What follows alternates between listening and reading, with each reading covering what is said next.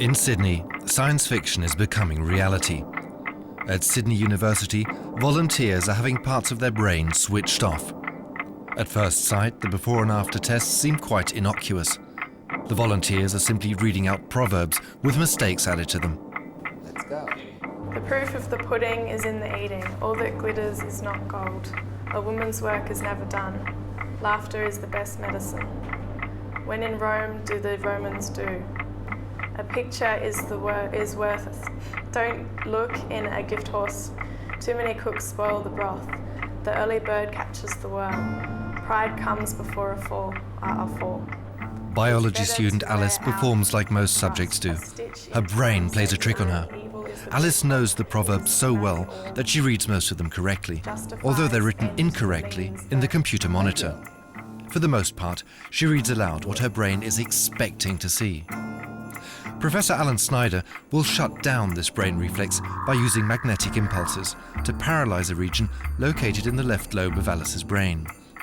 If everything goes well, in 10 minutes Alice will recognize even the smallest errors, and through her corrected perception, she'll temporarily become more creative, if everything goes well.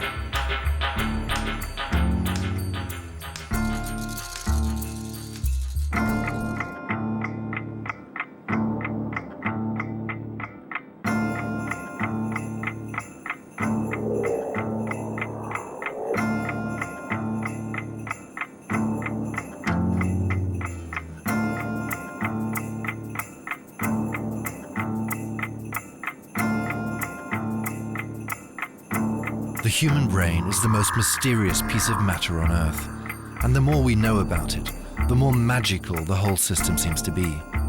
However, it is only now in the 21st century, with new techniques, that scientists can for the first time open up the secret chambers in our heads and watch the complex system of hundreds of billions of neurons at work. Among scientists' most fascinating subjects of study are a small group of enigmatic talents, the so-called savants, the knowing ones. Savants can multiply 5-digit numbers in their heads, or know 12,000 books by heart, or play a melody on the piano after hearing it only once. Over half of savants are autistic. Others develop these superhuman talents only after a brain injury. Experts all over the world are now starting to ask themselves, is it in fact a defect that turns a person into a genius? Were the giant minds of the past, from Newton to Mozart to Albert Einstein, actually autistic?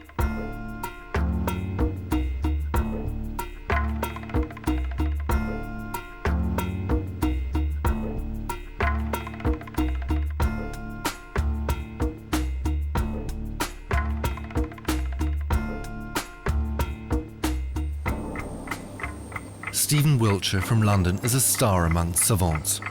His nickname is the Living Camera. Stephen is autistic. He lives in a world of his own. Communication is difficult for him.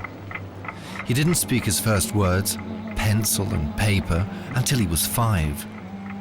Yet when he was 11, he drew a perfect aerial view of London after only one helicopter ride.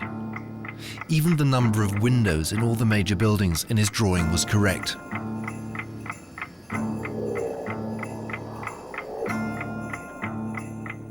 For this film, we're testing the living camera in Rome.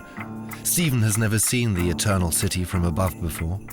After only a 45-minute helicopter flight, we'll ask him to draw a 5.5-yard panoramic picture of the historic city centre. Without having a second glance at it, Stephen has 3 days. In these 3 days, Stephen will have to keep thousands of details in his head. The innumerable cupolas, the tiny winding streets, all the balconies and windows of the endless array of houses, and each and every column and window arch of Rome's major sites, from the Pantheon to St. Peter's to the Colosseum. Stephen has never trained for this feat of magic. The miracle simply happened when he first started to draw. Yet none of us would have bet that Stephen would be able to draw Rome just from memory. 5.5 yards of paper can look scarily empty. Yet Stephen's sister Annette, who helped him come to Rome, is much more optimistic. He's able to absorb a lot more that we would normally filter out, that's not important to us. And somehow, I don't know, like a video recorder, just record what he needs, rewinds back to what he wants, plays, and it just comes out on paper. They are surprised that we are surprised. I think that it comes to them very naturally, just as kind of in quotes, normal human behaviors come to us. And just if somebody were to ask us, well, how come that you can walk a straight line between wavering to the left or to the right? We would say, well, what do you mean, how come? It's simple, it just happens by itself. In order to compare my abilities to Stephen's, I also need to have a look at the aerial footage of Rome and draw it from memory. Well, St. Peter's at least. I'm Ben Gash, the voiceover artist for this series, and a painter and a musician from Berlin. I was asked to be your travel guide because I see the world roughly like yourselves and not like a living camera. When I draw, it's not a case of perfect reproduction. After only a few seconds, I've already forgotten how many columns there are in the square facing St. Peter's. What I draw isn't reality, but my interpretation of reality.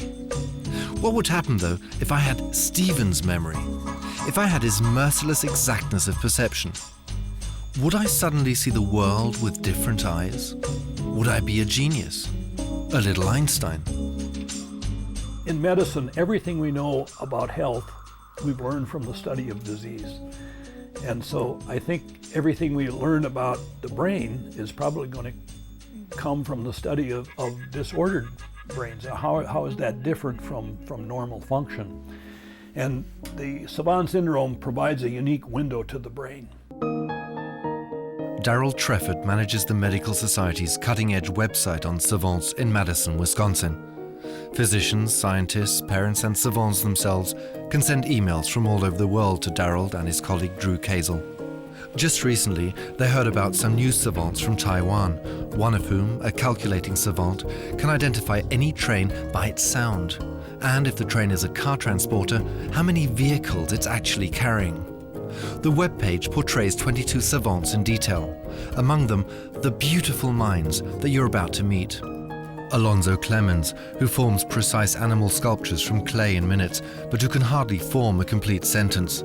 Matt Savage, an autistic savant, incapable of normal school life, who has to be taught at home, but who jazz legends like Dave Brubeck believe to be one of the century's most talented pianists. We're venturing over into prodigies and geniuses, because I think if you're looking at the savant, then you have to say, well, what's the difference between a savant and a prodigy? And then what's the difference between a prodigy and a non-prodigy? Matt Savage is exactly what he looks like, a Harry Potter amongst savants. But when he was a little boy, even the smallest noise made him cry, and he wouldn't even allow his mother to touch him. A pediatrician diagnosed Matt as being deeply autistic, incurable. But Matt's parents found a therapy for him. When he was 6, Matt confessed to his mother, "My head's full of mathematical problems." Soon afterwards, Matt discovered the logic of the 88 keys of the piano. He taught himself to play overnight. 6 months later, he mastered Schubert's sonatas. He's been composing jazz music since he was 7. On the eve of his 13th birthday, Matt plays in New York's most famous jazz club. Almost all the pieces he performs at the Birdland Club have been composed by Matt himself, including El Fuego, the fire.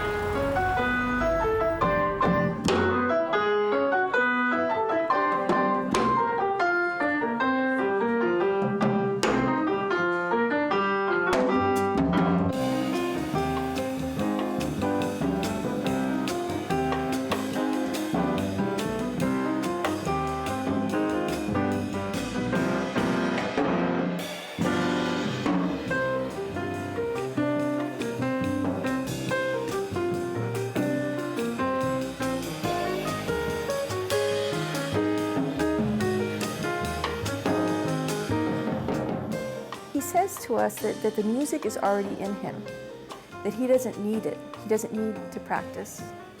And we explain that he needs work on his technique, and he understands that. But the music part of it, he says, is already there. Matt started composing music because of a mistake. When he was playing a Schubert sonata, his piano teacher pointed out an error. But Matt insisted his version sounded better. So he decided to compose for himself.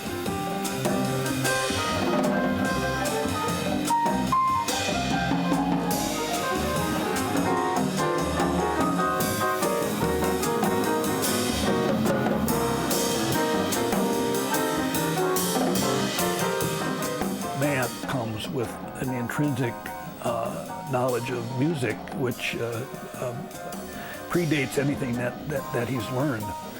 And as I work with prodigious savants, I've come more and more to realize that they, and I think we, come with what I call software installed. That may be the musical chip, the language chip, or the mathematical chip, which is already contains a great deal of knowledge.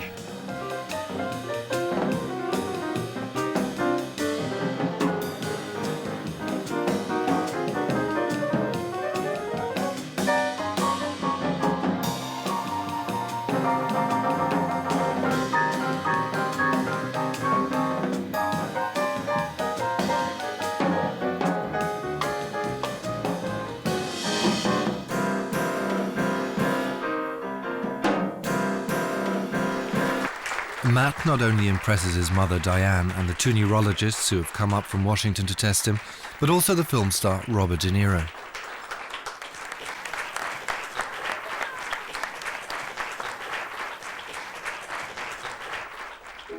Human brains have been fascinated by what turns people into geniuses long before Isaac Newton put forward his law of gravity and, with a stroke of genius, made history.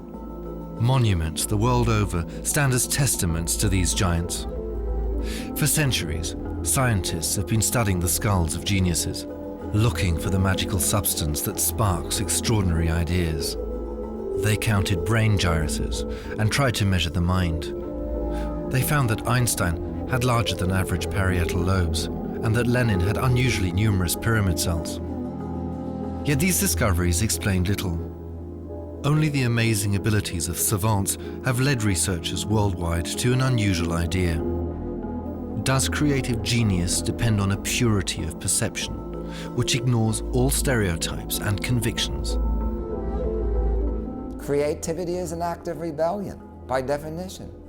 You have to be downright subversive to break the rules and to confront conventional wisdom, don't you? I mean, it's by definition that.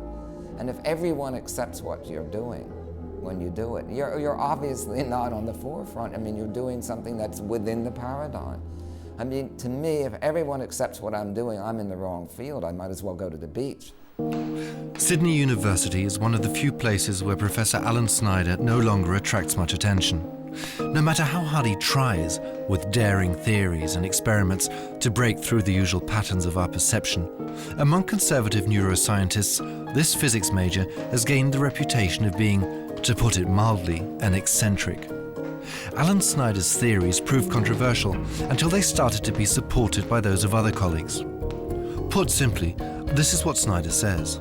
Savants see the world as it really is, and not as we do through mindsets, the filters of our experiences.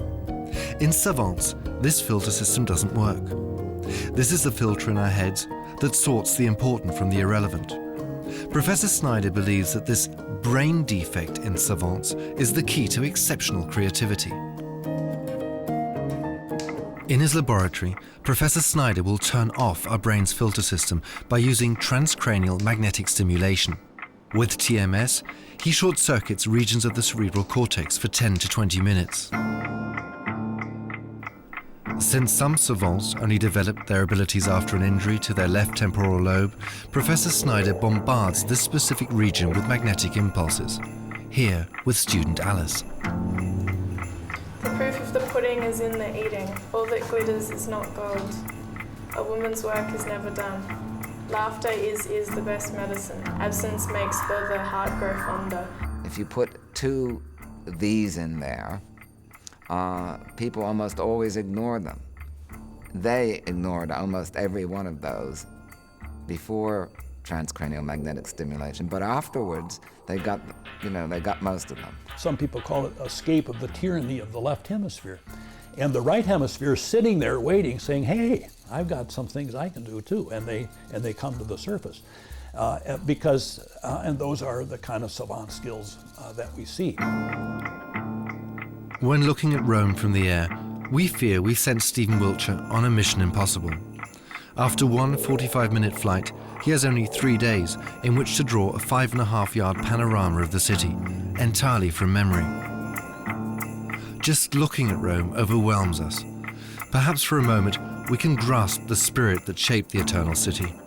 Yet none of us would remember how many windows there are on a building, or how many columns there are around St. Peter's. Only Stephen Wiltshire looks at Rome like a digital camera would. But will his memory be big enough to allow Stephen to draw an absolutely precise view of this endlessly complex city? The amazing thing, Stephen starts the drawing as we would, with the Church of St. Peter's. But he doesn't do any sketches, nor roughing out of the space for the drawing. It's as if the panorama already existed within his head, with all the proportions, all the roads, all the details.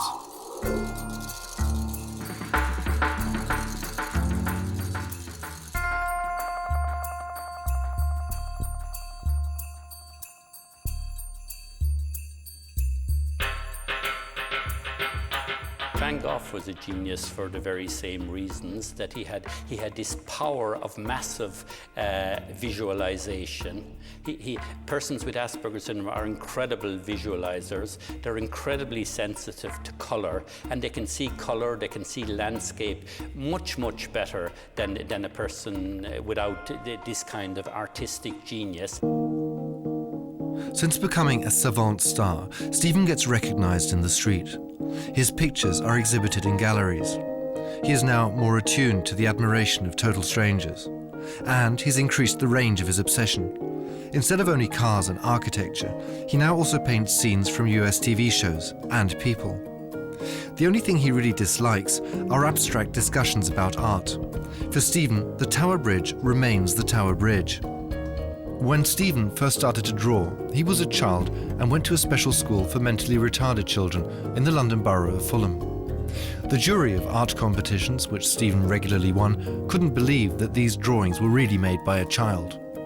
From the very beginning, Stephen has drawn with 100% accurate perspective.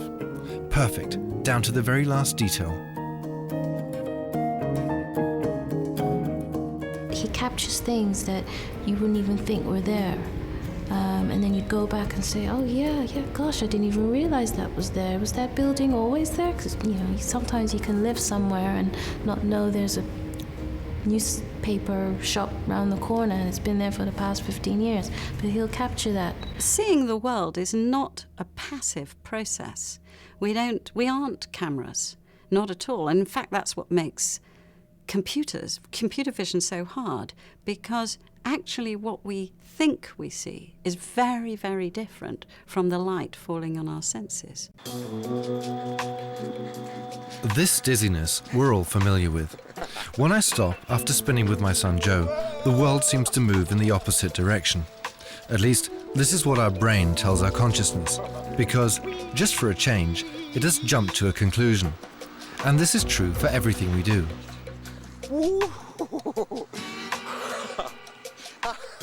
Motor signals running along the spinal cord are confirming what my eyes are telling my brain, that I'm now standing still, but the fluid in the balance system in my ears is still moving. That's why my brain jumps to the conclusion I'm still moving, but I don't notice it, because the world's rotating in the opposite direction. This is precisely what I see when I feel dizzy. Your brain too makes similar rapid selective shortcuts.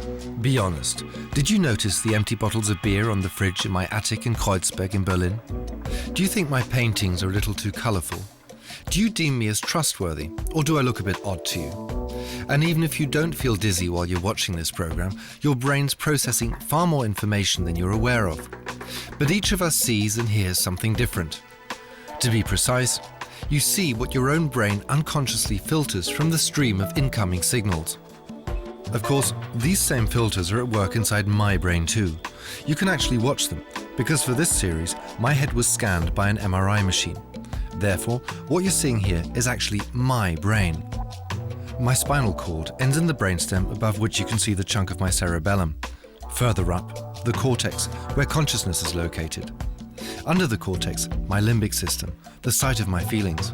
Out of the frontal lobes of the cortex come all ideas, plans, complex languages, and my conscience. Parts of my temporal lobes manage my long-term memory and tell me who I am. The parietal lobes coordinate specific movements and my perception of space. The main temporal and parietal lobes analyze what I see and what I hear.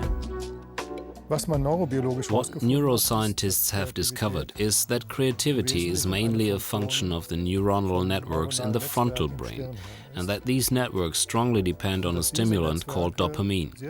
The higher the dopamine level in the networks of the prefrontal cortex, the more creative people are.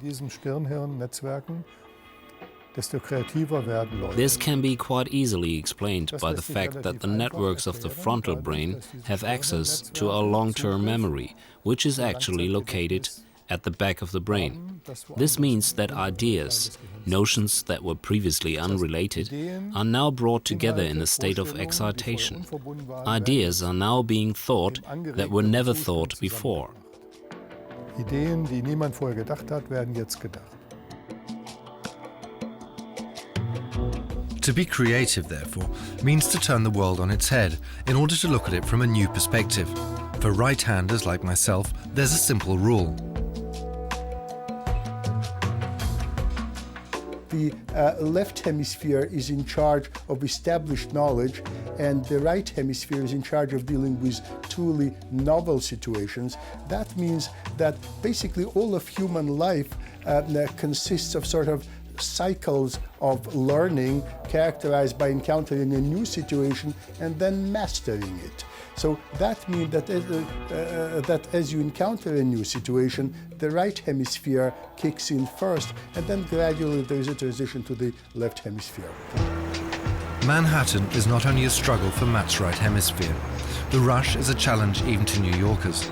However, while we gradually get used to the city, Matt stands every morning in total chaos. That's why he keeps his toys at home in perfect order. Everyday life is confusing enough for Matt.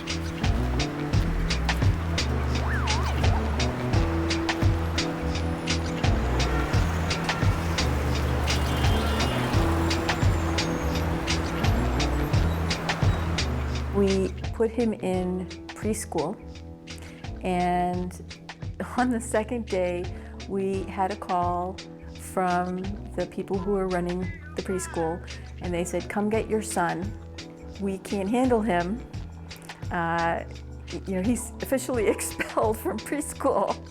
So we knew that something was wrong. It's like if you were dropped into Beijing today, you didn't read the signs, you had no language, you'd be completely bewildered, you'd be an alien, almost, you'd feel like an alien. Now that's how persons with Asperger's syndrome feel. They feel an alien in the social world, and so they retreat as well into this world of physics, mathematics, music.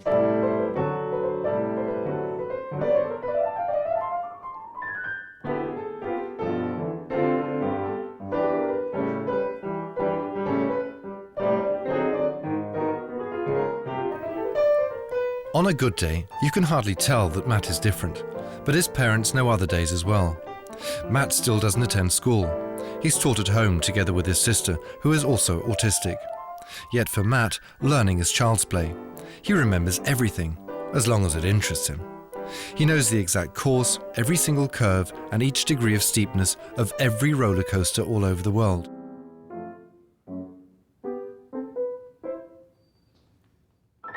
Just about everything is self-taught with him. You know, he's good at geography. He's great at math. He knows all about roller coasters.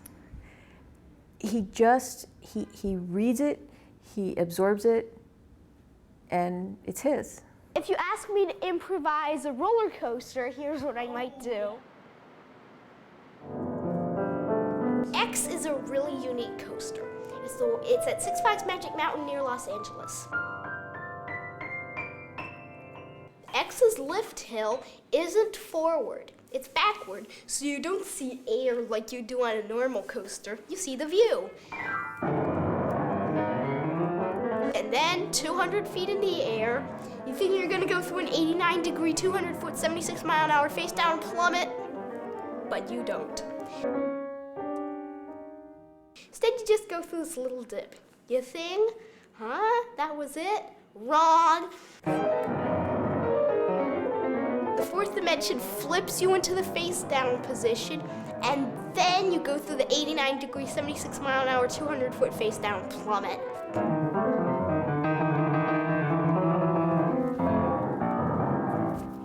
What's the biggest height that you ever rode yourself?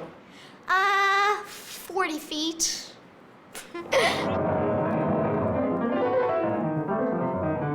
Yeah, I'm not a coaster guy. I'm not a coaster freak.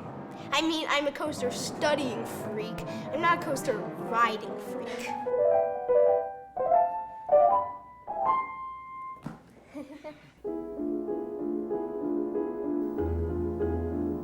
Among the canyons of books at Trinity College Dublin, expert on autism Professor Michael Fitzgerald has developed a provocative theory.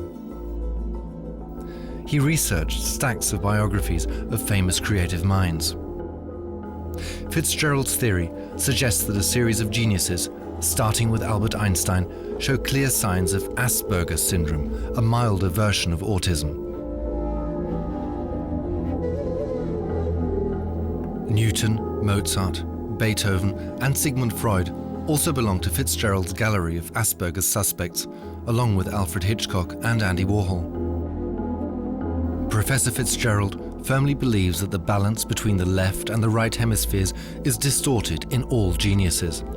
Extreme talent for logic and obsession with systematizing were always accompanied by poor social skills, a textbook example of Asperger's syndrome, as described by the Viennese pediatrician Hans Asperger in 1944.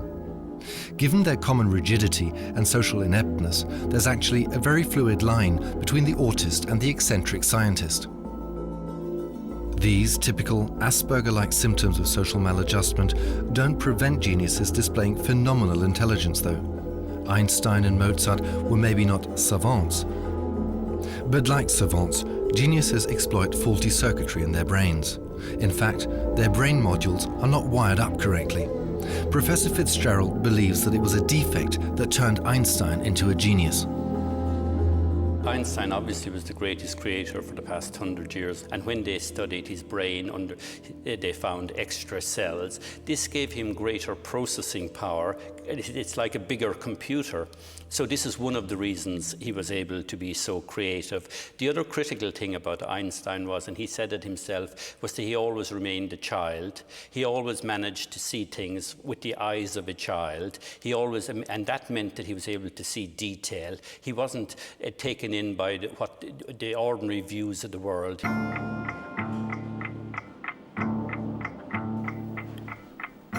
Stephen Wiltshire is not Einstein. As with other savants, his talents are restricted to very limited fields. But the panorama of Rome, which he draws for us out of memory, is a real stroke of genius, or at least a little miracle. At the end of the second day, Stephen is a good halfway through his creation.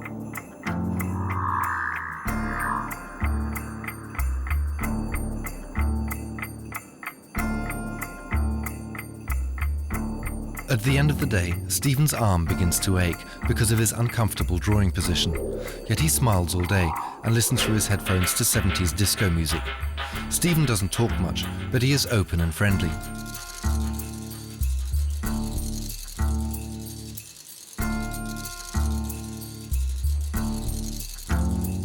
Some scientists fear that Stephen might be losing his talent as a living camera the more his social abilities improve, as Stephen's sister Annette explains. This has already happened to other savants, and even if we're sure he'll make it, Stephen is now untypically seized by doubts. So I'm not sure if it's seem to remember enough sometimes, and because if I'm not sure at the moment, so from all lots of details, a lot of remembrance of details of the area. We've done a variety of tests over the last few years, and I think some of the obvious ones have been on visual memory.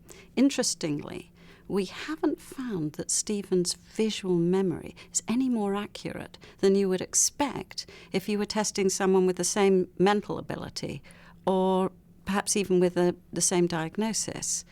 But the minute you ask him to draw his responses, you see then exceptional, superior retention, accurate retention of visual material. Back in the laboratory at Sydney University, students Mike and Alice have moved on to the next test. Again, Professor Alan Snyder will switch off a brain region in their left temporal lobe, hoping a more precise perception will be visible in their drawings. About half of the test subjects changed their style after TMS, and some were actually more accurate. On the computer monitor, test subjects are shown 2 female faces, for 1 minute each. Then Mike and Alice will have 1 further minute to draw each portrait. Professor Snyder then gives them a further task. You have 1 minute to draw a dog.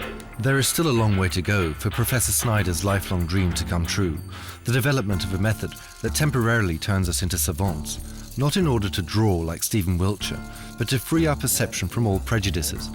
Alan Snyder believes that this is the prerequisite to all creativity. Only 40% of test subjects have reacted to TMS so far. These subjects show a slight improvement in skills, but it's not a case of a Picasso being born. But Alan Snyder is convinced that regions of the brain can be switched off in order to discover hidden capabilities in all of us. Fascinating.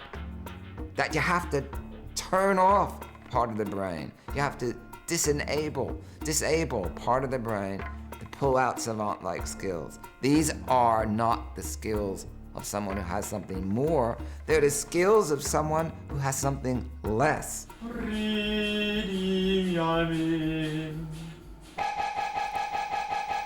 At the University of Tübingen, brain researchers are trying to calm things down. In the interests of science, 13 singers from the Stuttgart Opera House are being taught to beat their stage fright.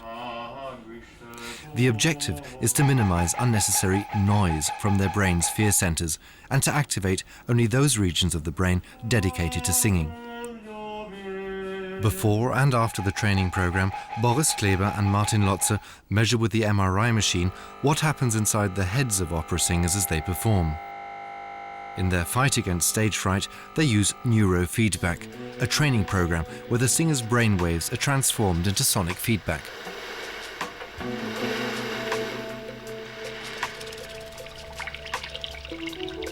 The roar of the sea is replaced by a mellow brook when the EEG indicates the ideal mix of alpha, beta and theta waves. Using this feedback, the opera singers learn what this ideal mental state feels like. At the end of the training, they should be able to switch this on stage as easily as they did inside the MRI machine. The same method is being used elsewhere to train surgeons and professional athletes. We all know it from our daily life, when, for instance, a friend calls up and you can tell immediately there's something funny in his voice. The voice reacts quite immediately to emotional changes. This is the reason why we are working with singers. We hope that we will be able to recognize the effects more clearly. During rehearsals at the Stuttgart Opera House, Boris Kleber measures heart frequency and perspiration. A video camera records body tension. Every test is recorded and then sent to Stockholm, where experts analyze the vocal performance. The fastidious recording of all this data mimics the stress caused by an audience. Every mistake is immediately noted, regardless of whether it happens in the voice or in the brain. Fühlte ich 3 Tage nur den Schmerz und ach, die Freude muss ich missen und ach, die Freude muss ich missen. When you're performing, you have the feeling that people are expecting something from you and that they want to see a result. And if you're chasing after this feeling, then you start to get hectic and nervous. I get so jumpy and nervous, and when I try to put myself into this state, then I can concentrate much better. Then it feels as if I'm not moving on several tracks, but on one track only, with no pressure, just very relaxed, without necessarily having to do anything. What the singers perceive as doing nothing mainly quietens one region of the brain, the amygdala. This almond-sized structure is the main switch of our emotional memory. It immediately recognizes possible dangers and gets us ready to fight or to take flight. The amygdala can save our life by increasing our heart rate or by slowing our breathing.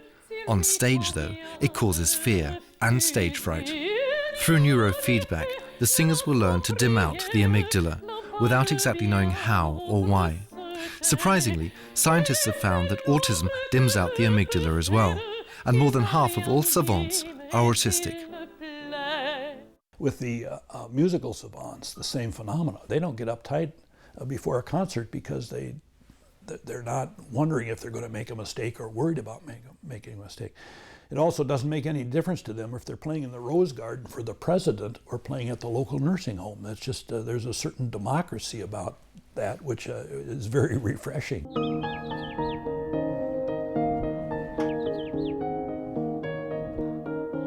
Alonzo Clemens from Boulder in Colorado doesn't experience stage fright either. He doesn't even know what it is. As long as you let him do what he can do best, he's the happiest man on earth. Within only a few minutes, he can mold perfect animal sculptures out of any piece of clay, tar, or wax. Incidentally, we brought Alonzo to a horse farm in his neighborhood, only to let us, and you, see how accurate his clay animals are. Alonzo himself doesn't actually need a model. In this respect, he is a genius. Alonzo shapes his figures without even glancing at the horses. But when it comes to shaping a sentence, Alonzo faces huge problems. What happened to Alonzo is when he was a young boy, maybe 2 or 3 years old, he had a bad accident in which he fell on his head. That accident caused severe injury to his brain. Alonzo's brain never really recovered from this accident. He can neither read nor write, nor can he calculate, and he will never drive a car. Only his friends can understand him when he speaks, and Alonzo doesn't speak much. But he has taken part in the Special Olympics as a weightlifter. After years of being institutionalized, Alonzo now has a part-time job and a flat of his own, and he shapes animal figures, thousands of them. Each of them is absolutely perfect. Alonzo knows most of these animals only from books. One of the most intriguing talents of some savants is their ability to immediately transform every photograph into a 3D figure. Experts now believe that we all have similar talents, but that they have become overlaid by more complex abilities, such as language. What kind of horse is it? A wild horse, mate. It's a wild horse, a Mustang. Yeah. Okay. For the last year, he's been very interested in doing sculptures that have both an animal and a person. What is fascinating to me about this is that his savant chip or wiring in his brain that works so wonderfully when it comes to his animal sculptures is simply not there for the human form. So far, there is no single theory that explains the amazing talents of all savants, because not everybody with injuries to the left hemisphere develops similar magical skills as Alonzo's. He is one of only 100 prodigious savants worldwide. He is not able to sculpt animals, he is compelled by his brain.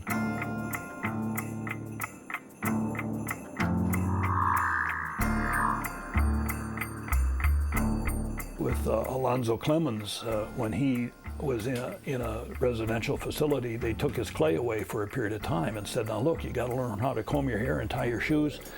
And when you do that, then we'll give you your clay back. In the dorm where he lived, there were windows that had panes of glass, and sometimes a pane would get broken. He was so observant, he knew that pretty soon the maintenance man would be coming along, removing the broken glass, putting in a new pane, and all around the edges of that would be putting glazing or putty. As soon as the maintenance man was gone, there was Alonzo scraping off that putty so he could use it to sculpt with. It is always our brain that decides in the end if we get carried away by animal sculptures or by guitar riffs. The brain always estimates in advance if the game's worth it. My brain works exactly like yours. Very deep inside my brainstem, there are two structures which spur on the creative centers with a chemical pick-me-up, dopamine. The more dopamine they pour out, the bubblier and more active I get. The withdrawal of dopamine, on the other hand, makes me dull and lack drive. These two structures, therefore, use one single transmitter to determine my creativity and my personality. And yet, I didn't even know their names until now. The substantia nigra and the ventral tegmental area. This ventral tegmental area, and this is very interesting, is also the system that registers rewards. It pours out dopamine every time a reward's expected. And creativity always shows up when a reward's expected, whatever nature it might be. That's when we have a dopamine surge. If I'm in danger and I'm very creative, I start to think how to get out of this. Or I want the Nobel Prize and I think, how can I get it? Or I want to earn lots of money, or I want to compose a beautiful symphony. This is when we have a dopamine surge according to our different talents. And this is what gets my network started to do things they've never done before.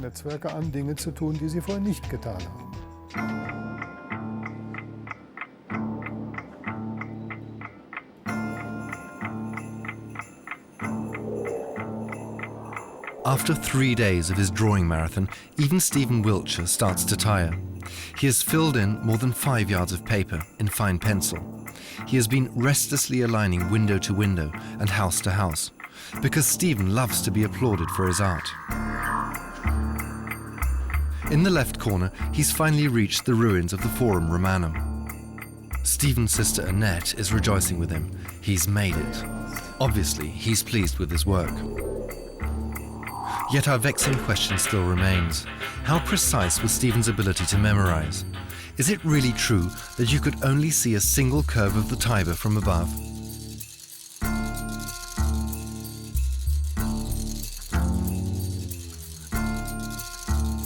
We started to compare the accuracy of the drawing with the real thing. Is Stephen's version of St. Peter's cupola too dominant? Yet here again, like with the curve of the Tiber, Stephen is frighteningly right.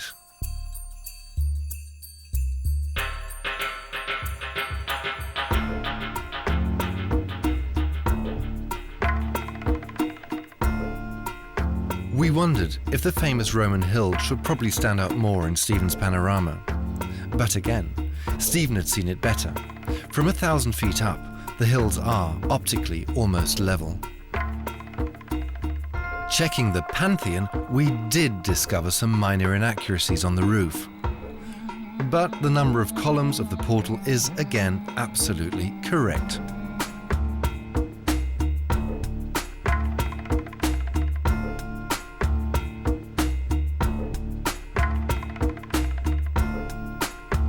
And, despite our doubts, Stephen has drawn one of the most complex buildings, the Colosseum, so precisely, it's practically a blueprint of reality.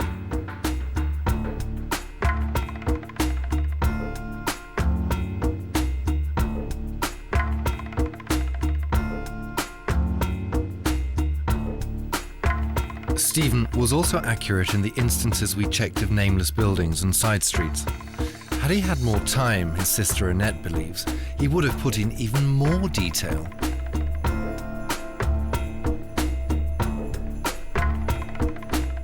Some of them areas of all of that part, lots of detail, remembered things of the some of the cities and the neighborhoods and the villages.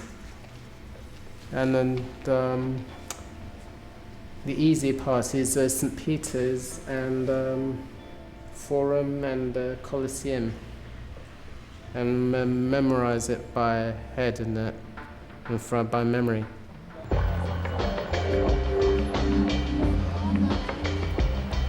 After having spent 3 days in a marble room, Stephen and his sister Annette finally have the chance to discover Rome from the pedestrian perspective.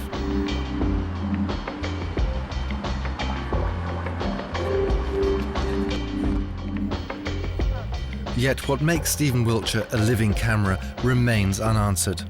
His mother has always refused to let his brain be examined with modern scanning techniques. She and Annette care much more about keeping Stephen's life as normal as possible.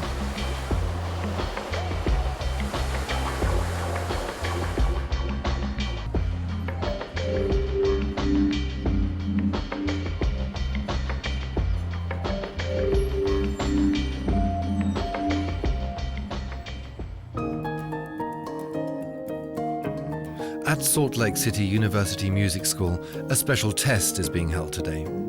Mega savant Kim Peek, the inspiration for the film Rain Man, is sitting at the piano for the second time in his life. Accompanied by music professor April Greenan. Through a chance meeting with Kim, the Mozart expert April discovered that the real Rain Man also possesses musical abilities that were completely unknown even to his father Fran. Like Mozart, Kim has the rare gift of perfect pitch. He can assign every single sound to its true note. Yet Kim has never had a piano lesson. And can I test some other things too?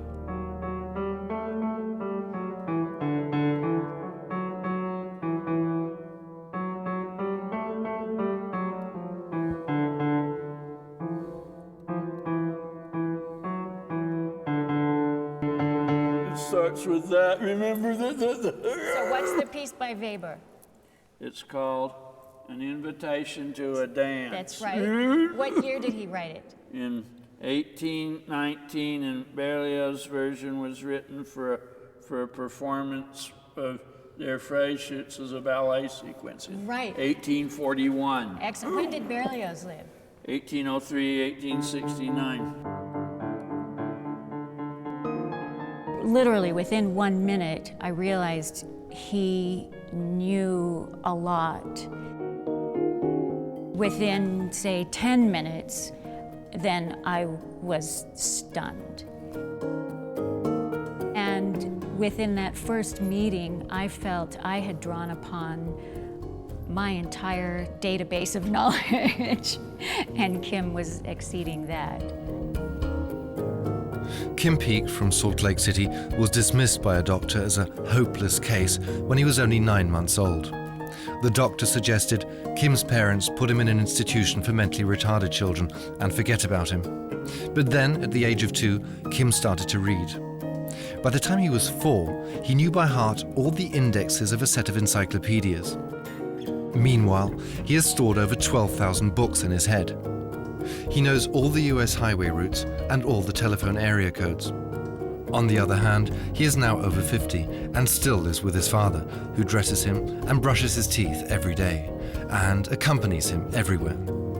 Fran also told April Greenan that Kim's mother played the piano every day until their divorce. She had tons of records, and Kim memorized each of them. But he has never learned to play an instrument. April believes that if he had, Kim would be composing music today. Maybe not like Mozart, but Kim's repertoire of knowledge about music is at least as comprehensive as Mozart's. He can remember every piece of music that he heard, even when he was a little boy. Any melodic line, the entrance of any instrument, of course the rhythmic figures. So he has perfect recall, apparently, as far as I can tell, of any piece of music he's ever heard. And that's remarkable. Because he loves and knows classical music so well, I have to not take him to final performances by symphonies, because if anybody makes a mistake, and it can be an instrument, like a trombone or something, comes in at the wrong time, he'll stand up and say, "What's the matter with that guy?" In a New York hotel, Greg Wallace of the National Institute of Health in Washington is testing the piano prodigy Matt Savage for this film. He's using a series of tests that thousands of American teenagers have also taken. Matt is therefore part of a large research project into the brain development of children and teenagers. The results that Greg and his project manager Jay Geed have published so far have alarmed the public in America. the human brain doesn't only develop during childhood, but quite rapidly up until the age of 25. The brain circuits that are not used during one's teens are lost for good after that. Oh, this is easy. Yeah. Therefore, everything that teenagers do or don't do has a profound impact on their brain. Whether they do sports or play an instrument, or whether they spend their time with the Game Boy or taking drugs. Mood changes during puberty simply depend on the teenager's ever-evolving brain. It has to establish or turn off increasingly more circuits. To put it simply, in the head of every teenager, there is a neuron war raging. Stop. The first is overproduction. So way more brain cells and connections formed that can possibly survive. There's only so much room in the skull, there's only so many nutrients and growth factors. And after this overproduction, the second process is war, or competitive elimination. They fight it out for survival. Sometimes this has been called neural Darwinism, survival of the fittest cells and connections. And what we think might be happening with autism is that after this overproduction, different connections are kept that may allow them abilities to tell you what day of the week your birthday fell on, or to have musical skills or artistic skills.